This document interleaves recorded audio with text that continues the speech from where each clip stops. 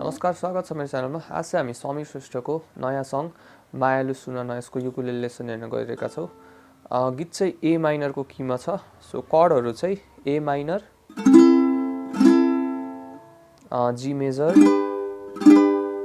F major, यति तीनटा chord use भइरहेको छ र बीचबीचमा चाहिँ एफ माइनर कर्ड पनि युज भइरहेको छ। एफ माइनर कर्ड भनेको 4th स्ट्रिङको फर्स्ट फ्रेट, 2nd स्ट्रिङको फर्स्ट फ्रेट अनि 1st स्ट्रिङको 3rd फ्रेट। यो अलिक गाह्रो हुनसक्छ है। यदि तपाईँहरूलाई एफ माइनर बजाउन गाह्रो लाग्छ भने चाहिँ यो कर्डलाई स्किप गर्दा नै हुन्छ। अब होल गीतमा चाहिँ एउटै कर्ड प्रोग्रेसन गइरहेछ है म्याक्सिमम ठाउँमा।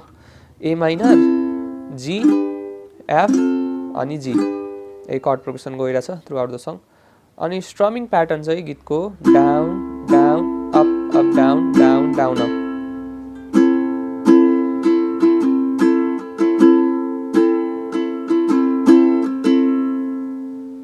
अब इच कर्डमा चाहिँ एक राउन्ड बजाउने हो।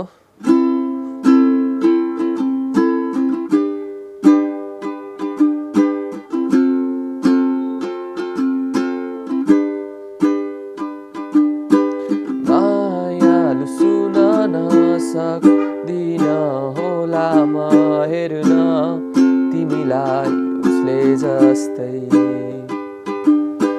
मायालु सुनाना सक्दिन होला म हेर्न तिमीलाई उसले जस्तै।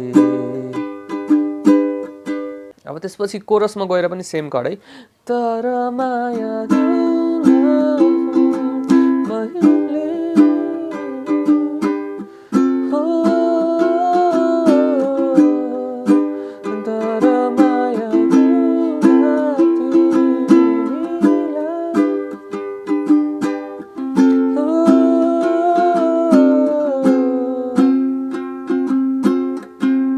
अब चाहिँ एफ माइनर जाने है।